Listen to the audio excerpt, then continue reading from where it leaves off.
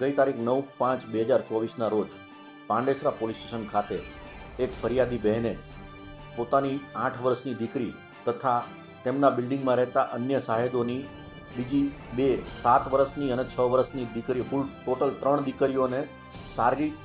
અડપલા કરી અને વિજય ઇંગોળે કરીને નામનો એક ઈસમ છે એ ભાગી ગયો છે એવી ફરિયાદ આપતા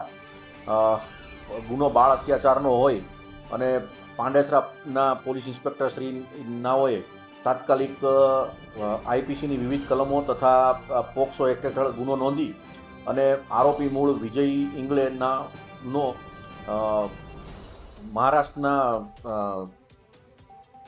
અકોલાનો વતની હોય તાત્કાલિક એક ટીમ મહારાષ્ટ્ર રવાના કરેલી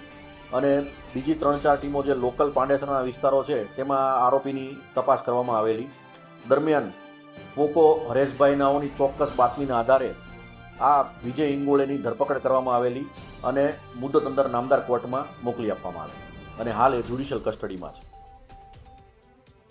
આ વિજય ઇંગોળે છે એ ઉંમર વર્ષ 50નો છે અને એ વોચમેન તરીકે કામ કરતો હતો. આનંદો હોમ્સ